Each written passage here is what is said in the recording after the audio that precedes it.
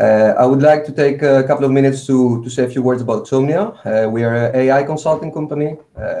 At the moment, the team size around 75 professionals. Of course, it's changing quite frequently. Founded in 2013, located in Amsterdam, and our activities range across 4 basic dimensions. One is about extras projects, where based on some agreement with the client, we implement a project based on specific requirements with Xomnia team, completely Xomnia team. Consultancy services, where we integrate with existing client teams and we implement projects at the client side. The engineering, ML engineering traineeship, which is we started this year, which is targeted to providing to our clients starting professionals with expertise in machine learning and data engineering expertise, as we see that the market and the needs of our projects go to that direction. And of course, Xomnia Academy, it's about providing trainings to our clients, which you can see on the bottom left of the screen. Some of them, as you can see, it's a pretty big variety of industries and client sizes. And of course, we have also, we focus a lot about the responsible AI. So we do a lot of webinar series about this topic with several speakers and experts on the domain. We have a partnership with the Ocean Cleanup, which is, as it's known, it's doing a lot of effort to clean our oceans from plastic. And of course, our collaboration with Amsterdam UMC. And in the end, of course, Xomnia Ventures, if you have heard about shipping technology, so providing monitoring and autonomous shipping services and applications for shipping clients. So that's all in a nutshell. And I want to welcome today for our talk Daan and Atilla. Daan is Global Head of Data and Analytics at Felyx, if I pronounce correctly. And Atilla is a data engineer there. So the topic of the talk is building the DataOps platform for self-service analytics.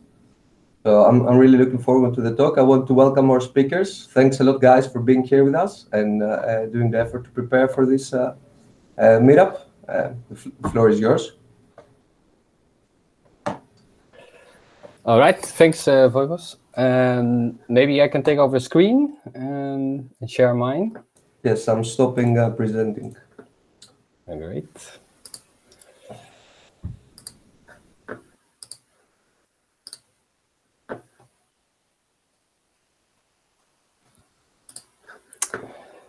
All right, let's put it in present mode. Cool. So thanks, Voivos, for having us, and I'm very excited actually to share our story and what we do at Felyx, especially when it comes down to data and analytics. So very quickly on what we're going to do the coming, let's say, 40 minutes. And there's also some room for questions, but I will quickly share a bit on what the concept of Felyx is and the ideas around it. And then I will share some more about DNA strategy within Felyx and why we think it's actually important to do so. And then we are going to the actual cool stuff, where Atilla will share on our DataOps platform, what we are building and how it looks like, and all the cool stuff that is going on and all the challenges that we face. But maybe first, Atilla, you can quickly introduce yourself. Well, about myself, I've joined Felyx just last December as a freelance data engineer. In general, I'm working as an independent consultant in the past 7 years, and my assignment as Felyx is basically help to redesign and roll out the self-service analytics infrastructure that we are going to present. Great, thanks. Quick introduction from my side. So I am the global head of data and analytics at Felyx, which basically means I'm responsible for everything that involves data and analytics.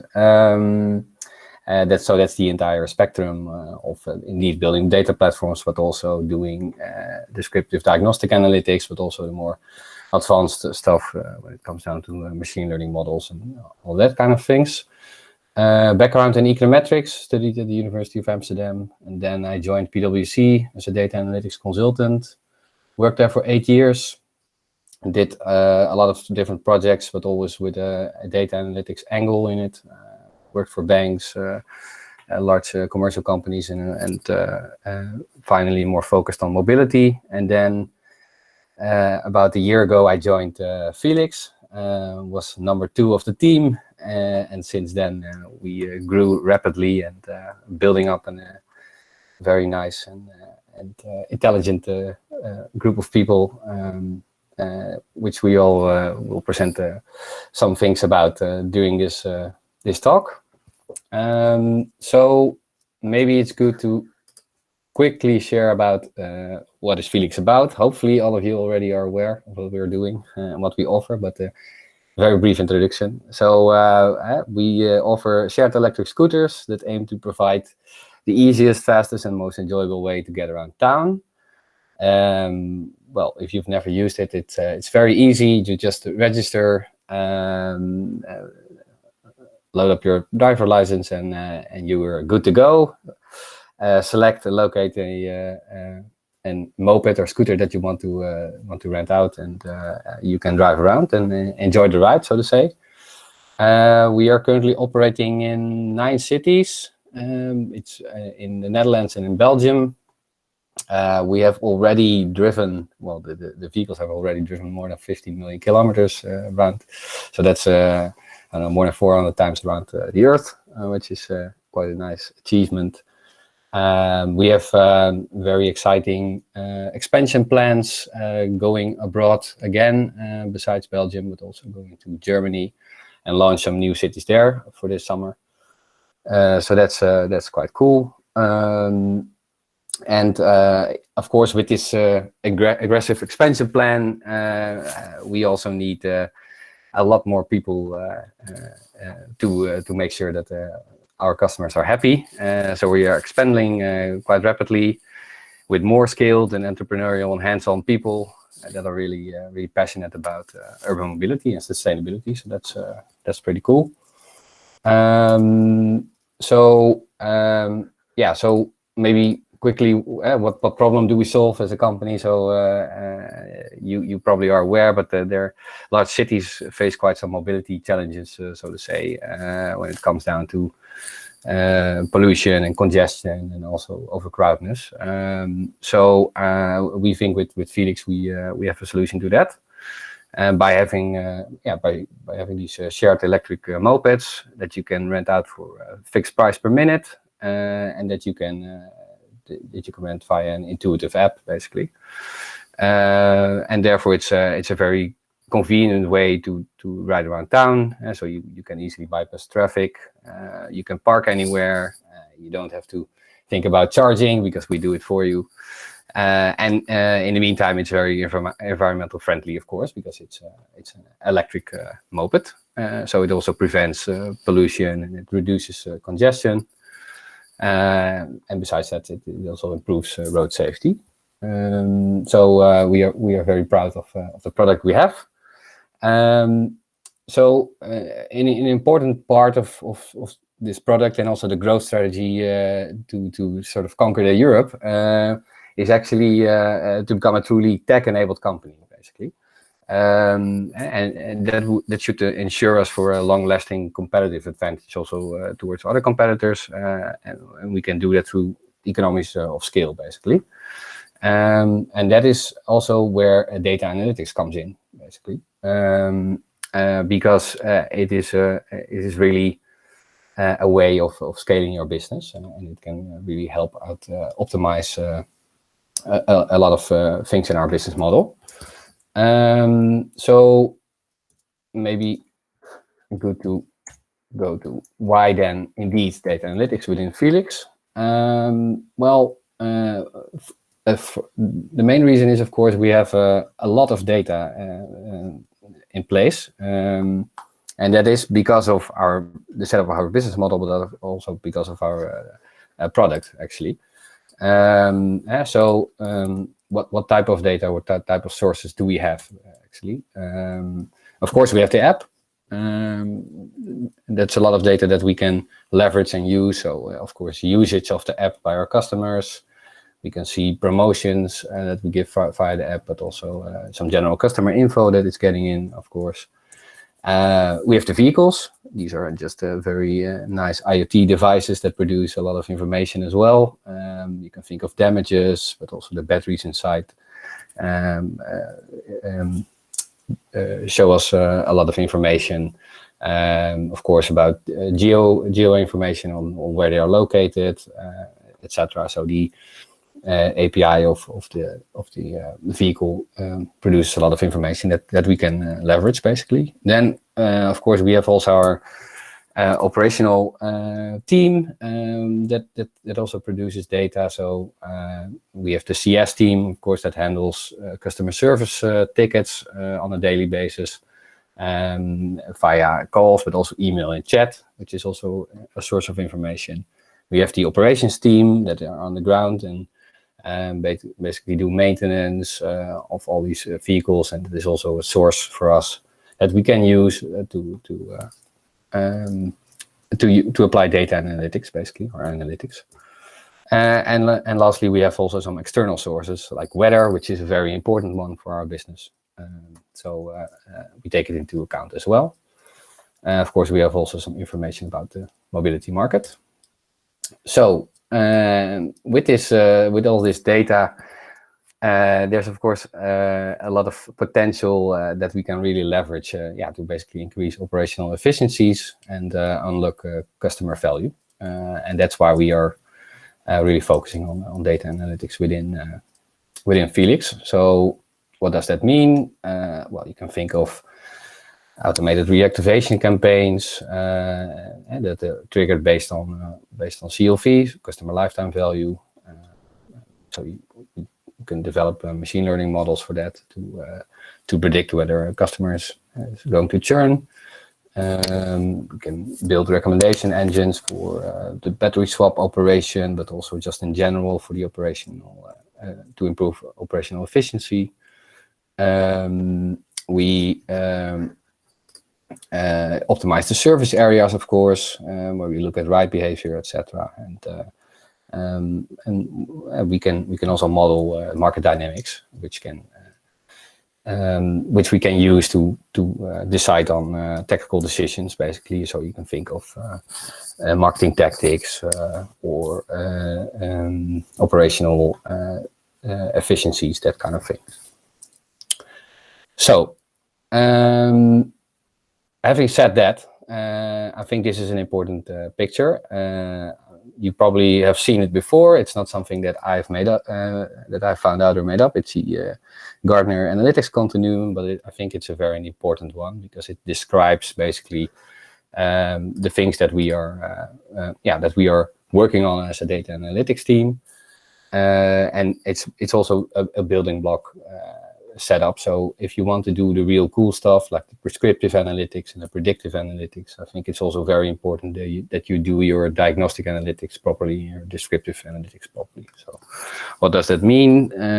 If you want to predict whether a customer is going to churn, you also need to understand when people churn, why they churn, but also you have to actually have the numbers that show you which people will churn, right? So that's important.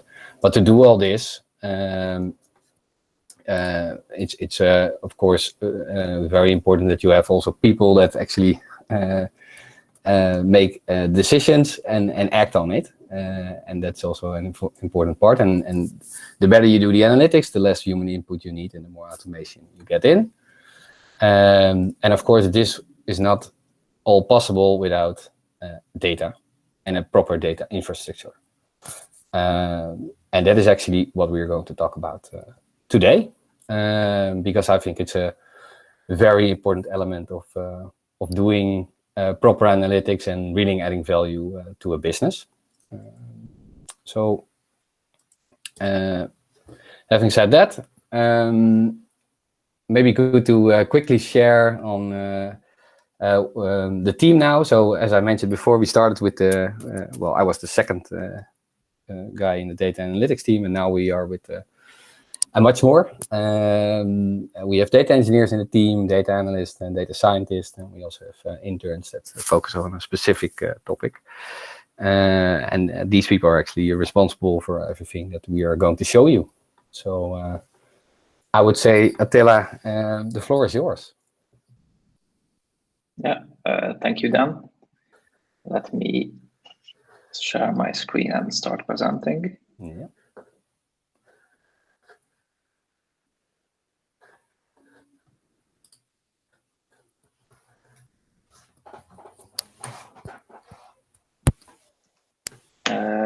Is my screen visible to everyone? Not yet to me. No, at the moment, no. Maybe Dan needs to stop present, or he already has done that, right? Yeah, I've done that, but now I think I see something. Yes. Yeah, it's coming together. Yeah. Okay, is the slide visible now with presentation? Yes. Yep. Yeah. So yeah, let's dive into the technical details, and to explain it, it's best to start with where we started off. So Felyx has been going on, has been operational for a while, the fleet, and it's growing, and therefore there was an existing analytics architecture, but simply we just reached the limits, so we had to do a serious redesign. Basically, how it looked like, all of our data was living in a single data warehouse. That was a PostgreSQL instance. Well, PostgreSQL is obviously not designed primarily to be a data warehouse. It's a transactional database. But to start with, that was the initial design. We were receiving data from 3 different data sources. Most of the data was coming from EventQ, basically from the engineering team, from the in-house developed Felyx backend. Certain data we received through operational databases, basically just database snapshots. And for enrichment, we were also using third-party APIs, and combining this data on the fly. We had this traditional ETL process that was transforming the data and loaded the transformed data into PostgreSQL. Within PostgreSQL, we had 2 logical categories of the data. We have the cleaned enriched data, what we initially loaded to a database, and out of that, the data analyst created data marts as a method as used. That was serving different use cases of data scientist, data analyst, and business analyst. So what were the limitations with this that required us to rethink our approach? Well, the one thing that I've already mentioned, that PostgreSQL just simply doesn't scale very well above a certain amount of data, and also when doing analytical queries. In our ETL pipelines, it was custom Python scripts scheduled with Celery. And while Celery takes care of the retries, the failure handling and the monitoring of the tasks, as well as the backfill in the case of failure, was limited. Moreover, that as I mentioned, most of the data was coming from the event queue, so from in-house microservices that generating the events. As Felyx as a company is growing and developing, there were frequent changes of the schema, and we didn't really have any sort of validation in place. So basically, it was just an agreement between engineering team and data analytics team to align on the changes. But of course, when these developments happen quickly, it's just hard to keep the 2 systems in sync. We didn't really have any data quality checks in place. And what I mean on data quality checks is not just the schema of the data, like the syntax of the data, but the semantics of the data. So if something of the data sources was wrong, sometimes we notice these issues much later, where maybe reports are already generated out of the data. And of course, the later you notice, the more difficult to fix the issues, and possibly might have other consequences by then. Finally, we had wasteful ETL pipelines. What do I mean on wasteful? Not wasteful as in terms of wasting resources, but we were wasting data. Because with the classic extract, transform, load approach of loading a data warehouse, the problem is that it assumes that you already know what do you want to do with your data, what part of data is interesting for you, which is usually not true, especially in the case of a startup or a scale-up, because you are continuously unlocking new and new values from the same data. And with ETL, you are basically throwing away your data and you are transforming it to the use cases, what you have in place at that given moment. So based on these limitations, we listed a few basic requirements that the new architecture should adhere to. The most important thing is the scalability and elasticity. So we have to be scalable because obviously the company is growing. So the amount of data being generated and also the number of use cases is growing. But we also have to be elastic because there are certain periods of time when there's much more data is being generated. For example, holidays such as King's Day, when in general you have more bookings for scooter rides, or most of the summer period is also busier than the rest of the year. So you want to be able to handle that amount of data, but you also don't want to over-provision your capacity to always have infrastructure allocated that would handle the peak scale. So basically, we have to be able to dynamically scale up and scale down. So our architecture has to be truly cloud native. The second thing is, this is a bit generic statement, but it's very true in our case that change is the only constant. So our goal wasn't really to design a new data architecture that is aiming to be perfect, that is going to solve all the issues that we are facing and we might face in the future. But we started off with assumptions that probably everything we are doing right now will have to change in 6 months or in 1 year and grow together and evolve together with the rest of the company. So basically, agility was also one of the most important requirements for the architecture.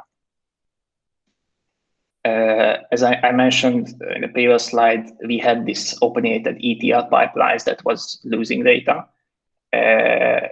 So we decided to move from an ELT, so extract the data from the sources, load them to the data stores, because in a cloud in general, storage is the cheapest resource, and do the transformation later. In this way, we are keeping the raw data for future analysis, which has two advantages. One is that simply for failure handling. So if something goes wrong, we can always roll back changes and rebuild parts of the data warehouse. And also, if there's new use case coming up for the same data, we do have the raw data, so we can implement these new cases on historical data as well. Also, when selecting the specific technology and tool, we decided to follow a Unix philosophy. And what I mean on that is that we looked at each individual component within our desired architecture and pick the tool that does one thing and does one thing right. This is basically different from the approach that might work better for some other companies, where you are looking for an architecture where the the components are designed to work together, maybe coming from the same vendor. But because Felyx has a strong in-house engineering skill set, we had enough resources to focus on taking open source components and integrating it together by ourselves.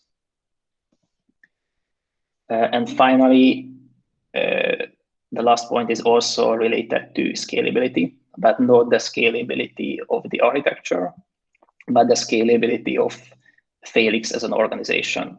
We want to move towards a self-service analytics setup, where the data engineers are focusing on data enablement and providing a platform that allows data analysts and data scientists to develop their own use cases, to add new data sources without that much hands-on help from data engineers. So this is the high-level view of the architecture that we designed. Of course, the main kind of data sources didn't change. So most of our data is still coming from events and partly from operational databases and third-party APIs. But the main difference is that we are saving all incoming data at first to a simple data lake. So basically just dumping the files and events into cloud buckets. And from there on, there's 3 parts of the architecture. And the middle part is a self-service analytics is what we are focusing within this talk. It's built around Snowflake, a cloud-native data warehouse. And we use Airflow and dbt for doing the transformations and the orchestrations of this transformation. But besides the self-service analytics parts, it's important to mention the 2 other components of the architecture.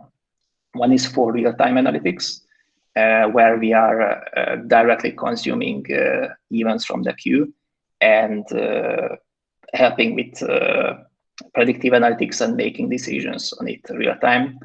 One possible use case we are using this is for dynamic pricing prediction. And the third component of this architecture is the advanced analytics. Since the self-service analytics with Snowflake is mostly focusing on structured data, but we also have some use cases working with unstructured data. For example, we apply computer vision on photos of the vehicles to classify if there is any damage done to that vehicle. So obviously, this image data is not something you would want to directly load into a data warehouse, but you want to process it with your big data processing framework, and the predicted output then can be fed back to the structured data warehouse.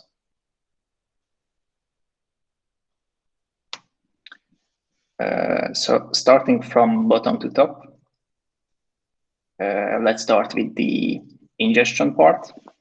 So as I said, first we are ingesting everything to cloud buckets into our data lake. We still have 3 kind of events, 3 kind of data sources. Streaming event data. The main difference is that previously we were receiving a simple Avro event without any schema enforcement. And now we have a contract between the 2 teams, and we use Avro for schema description and validation. The nice advantage of Avro that Avro provides a generic way to define schema, but the actual serialization format can be either JSON and binary. And during development, it gives us the flexibility to still keep using JSON for a while and retain a sort of backwards compatibility until we can move to fully binary serialization. For consuming these events, we have long-running Python script within a Kubernetes pod, saving them in the regular intervals to the data lake. Once again, the nice thing is here that we get scalability and fault runs for free because we are running these processes on top of Kubernetes. So that's something we didn't have to implement or maintain ourselves.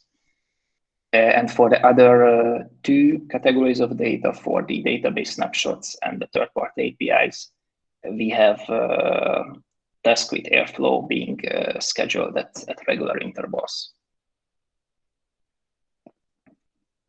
So moving from the data lake to Snowflake, basically the data lake is mostly used as a historical buffer that we can rebuild our data warehouse easily if we decide to change either technologies or the data model. So to load data from the data lake to Snowflake, we use Apache Beam with Dataflow to validate the events. And events that have the valid schema are loaded to Snowflake. And the important part is that within Snowflake, the schema and all the database objects are managed by Liquibase, a database migration tool. The advantage is that it basically means that all the objects that lives within Snowflake, it's version controlled. It has a Git repository, so we can easily roll back and branch out changes as we are developing and evolving our data model. And within Snowflake, while in the previous architecture based on PostgreSQL, we had two logical layers of data. We had the enriched clean data, and on top of that, we created the data marts. In the new architecture, we created multiple layers, and to make the separation of the steps cleaner and easier to maintain. So from the raw data, first we are transforming the data to be into a clean representation. So without actually doing any enrichment at this stage. When deciding on the data model, the most important requirement for us to have a data model that enables data quality checks. And the second important thing is that we also realize that we are still early on in this process, and any choice we are going to make is going to be a compromise. So it's more important to be able to evolve our data model in an agile way than to come up with a data model that fits all purposes. So we considered multiple approaches for data modeling. Probably the most popular way is to use the dimensional Kimball model, but that's something we rolled out early on because dimensional model is more focused on the use cases in their approach, while in our case we want a clean generic domain model and come up with different use cases based on the non-domain model. The second option was we consider data vault, which in many cases you could consider a bit of the opposite of the dimensional model, that it provides a very, very flexible and fine-grained way of modeling your domain.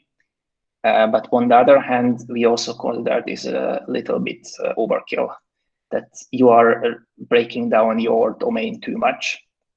And we would consider this over-engineering at this stage. So we ended up with a standard third normal form data model, but with historical data added to most of the entities, except the one that are basically events by nature. So entities that are immutable. But once again, the important part is that this is the model that is most likely going to change and evolve as we are adding more and more use cases. But at this stage, and so far, it this technique proved its worth.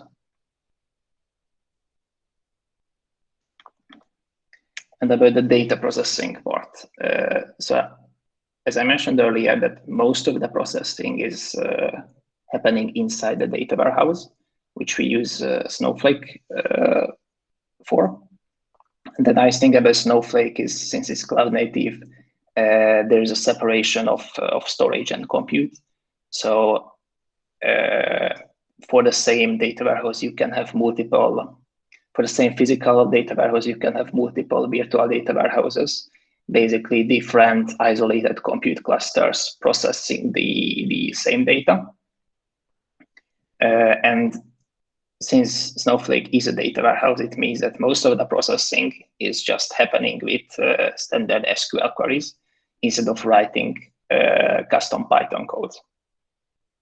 And to manage these SQL queries, or from a domain perspective, to manage the enrichment and the data marts and the data quality checks, we use a tool called DBT, or Data Build Tool. DBT is a command line tool for data analysts and data engineers, helping us to manage our SQL code. And what it basically means that many of the processing code is actually written by data analysts. So the data analysts are taking over some of the responsibilities that previously data engineers was doing, which leads us to another upcoming buzzword, is the analytics engineering. So data analysts are acting as analytics engineers. So while focusing on the business value, they can develop their own transformations without help from data engineers, and the data engineers can focus on providing a stable platform. So a few words about DBT, because I'm not sure if everybody is that familiar with it. It is an upcoming tool. But getting really popular in modern data warehousing stack.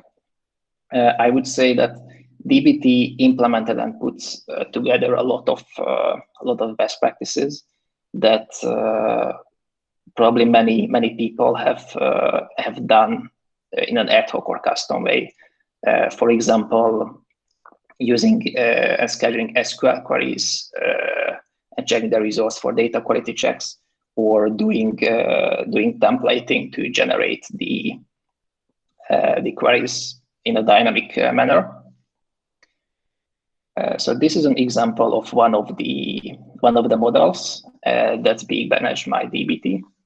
So in DBT, everything is an SQL query, and it's really a query. So they are only select statements. They are not inserts. Updates are supported, but everything is defined in a declarative way. So what we see here is a template of an SQL query that describes a battery swap model.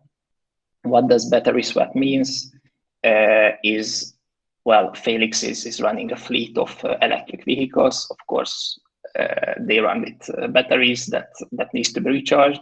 So one of the basic business processes in Felyx is to swapping these batteries to have the fully charged vehicles available for customers. And what we see here is the enriched data model of the battery swap events with some templating and standard configuration added.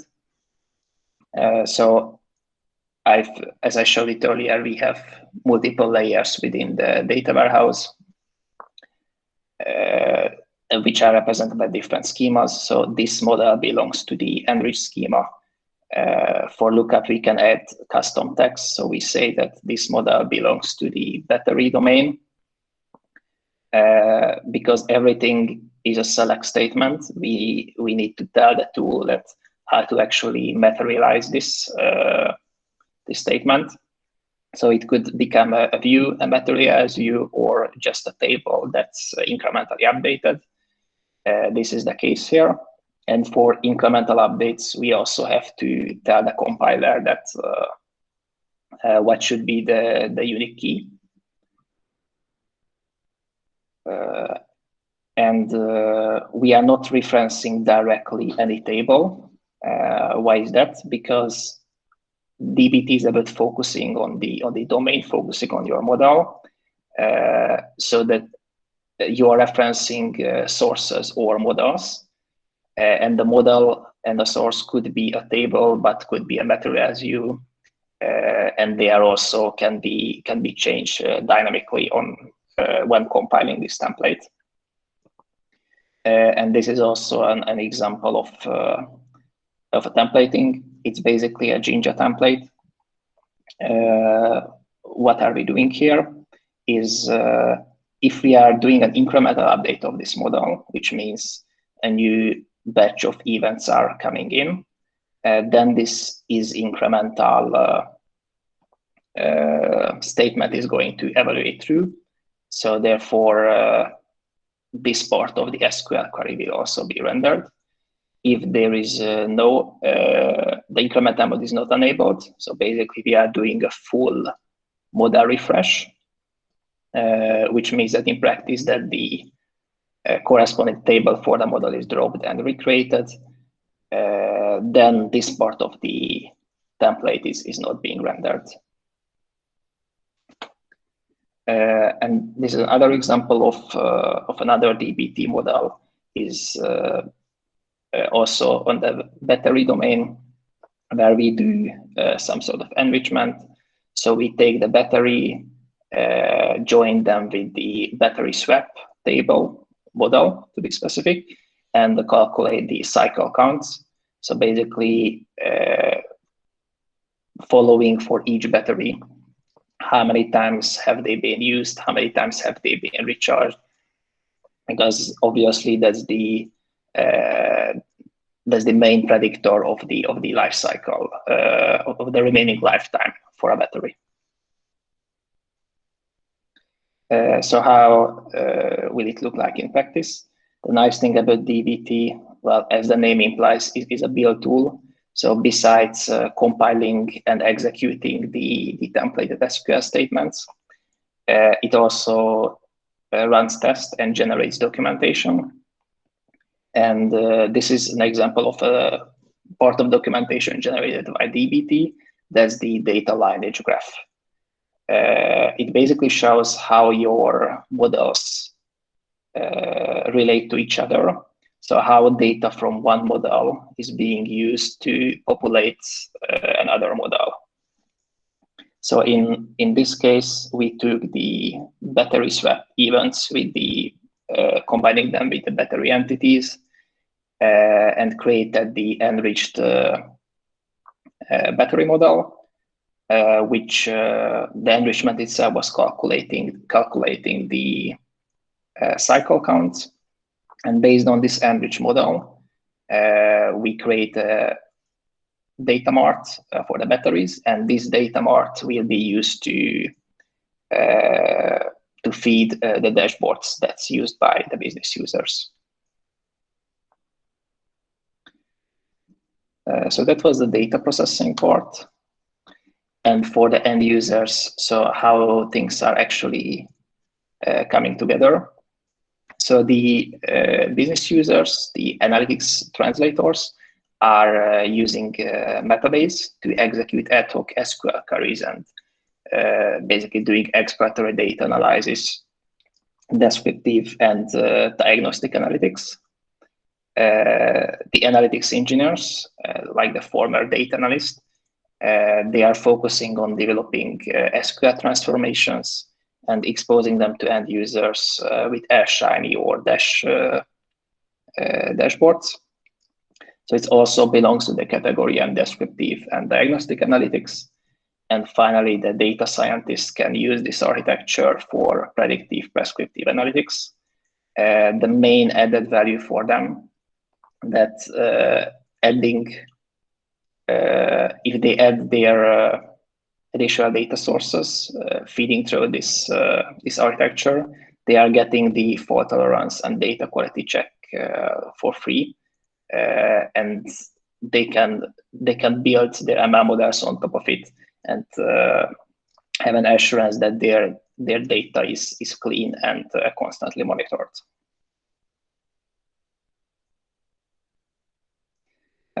So that was the quick summary in a high level. So this was the middle part that I explained briefly about how we build a self-service analytics. Basically, it's mostly built around Snowflake. We were very happy both with the product itself and the support we got for the implementation, and combining it with widely used or upcoming open source tools such as Airflow for orchestration, dbt for model management. And I think there's a few minutes left. Just what is another advantage of the setup and the technology choice that we made is basically we paved the way to the smooth implementation of any future changes. For example, adding new domain verticals or evolving the schema. And that's something we validated in practice. So implementing the first domain in the architecture took a couple of weeks, but as we are evolving and adding new data sources, it can be rolled out in a few days in an end-to-end manner. So besides the technology choices, what really helps us that all of the tools that we choose make heavy use of templating. For example, Airflow docs are also templated using Jinja, so does dbt models. Deployment of the actual log running components is done with Kubernetes, so we configure them using Helm charts. And for the end-to-end CI/CD, we also do custom Jinja templating to generate the configuration. Also, as I mentioned, all the DB objects are version controlled. So we are not directly executing any DDL statements within Snowflake. Everything goes through the version control CI/CD pipeline and managed using Liquibase. And finally, Snowflake has this very nice feature called Xerocopy Cloning. It's basically coming from the fact that they are fully decoupling storage and compute, and that their storage layer is actually immutable. That firing up a new data warehouse and populating it with existing data literally takes less than 10 seconds. So you can make a copy of your production data in 10 seconds. Why is that? Because it's not an actual copy, it's just a virtual copy. But having this feature allows us to create production-like environment for testing. So we can evaluate the changes and test them in the end-to-end manner before actually rolling them out. And yeah, just acknowledging again the team, because of course designing and implementing this architecture took a lot of effort from many people. And well, thank you for your attention so far. And I believe now it's time for the questions.